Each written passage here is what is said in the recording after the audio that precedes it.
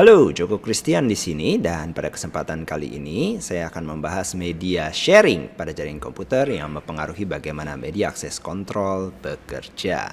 Shared media, faktor kedua ya, yang mempengaruhi efektivitas dan cara kerja dari si data link layer. Shared media di sini maksudnya adalah aturan yang mengatur kalau medianya berbagi atau tidak berbagi. Nah, kalau medianya berbagi seperti pada contoh ini ada 3 node mau menggunakan media yang sama, ini berarti topologi bus ya. Kita perlu aturan untuk mengatur bagaimana kita menggunakan media ini. Sama seperti di jalan raya itu ada aturan di jalan raya. Kalau lampu merah di perempatan, mana yang harus berhenti, mana yang harus jalan. Nah, ada 2 cara besar untuk mengakses dan memanfaatkan media. Yang pertama adalah nggak dikontrol sama sekali, no control. Yang kedua adalah terkontrol. Yang terkontrol nanti dibagi lagi sifatnya tinggi atau rendah. Nah, yang tanpa kontrol ini berarti ya siapapun yang mau mengirim data ya silahkan kirim. Kalau medianya berbagi tanpa perangkat konsentrator gitu, tanpa perangkat pengatur seperti switch, ya otomatis pasti akan ada tabrakan. Gitu. Tidak terelakkan. Seperti jalan raya tanpa marka jalan, tanpa aturan, itu tanpa kontrol. Sedangkan yang terkontrol bisa kita lihat nanti kontrol tinggi atau kontrol rendah. Kalau kontrolnya tinggi, itu biasanya adalah kontrol dengan giliran, control with turns. Jadi sifatnya siapapun yang mau mengirimkan harus nunggu jatahnya. Jatahnya itu biasanya alokasi waktu, digilir. Baik node yang mau mengirim maupun node yang tidak mau mengirim tetap dapat alokasi jatah waktu. Sehingga ya kita kayak nunggu giliran aja. Kalau lagi giliran kita baru kita boleh ngirim. Gitu. Kalau bukan giliran kita harus nunggu. Gitu. Ini pada protokol token ring yang lama, ARPANET yang lama. Yang digunakan sekarang lebih umum adalah yang kontrol berdasarkan kondisi. Ini kontrolnya ada tapi rendah, di mana setiap node boleh berkompetisi untuk mengirimkan data. Contohnya adalah Ethernet yang kita gunakan sekarang, lalu wireless LAN, ya Wi-Fi. Legacy bus topology, dan legacy Ethernet. Jadi sifat kontrolnya rendah dan siapapun yang mau ngirim harus berkompetisi dulu.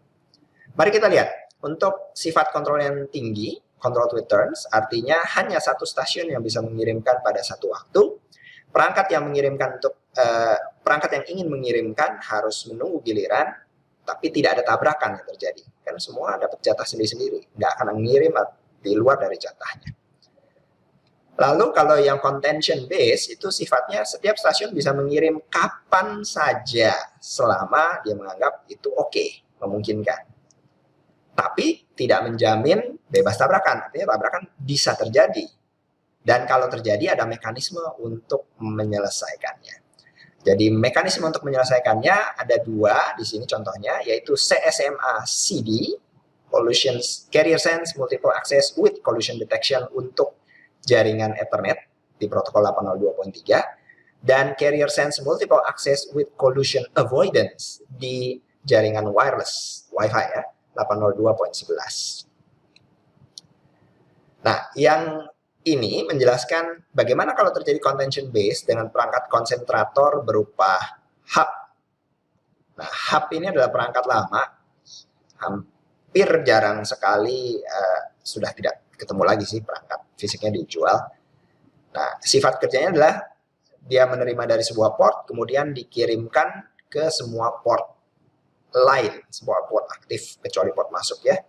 Contohnya di sini PC1 mau ngirim ke PC3, tapi si PC2 juga tetap menerima frame-nya. Ya, PC2 akan mengabaikan, PC3 yang nanti akan mengolah. Itu kalau pada hub.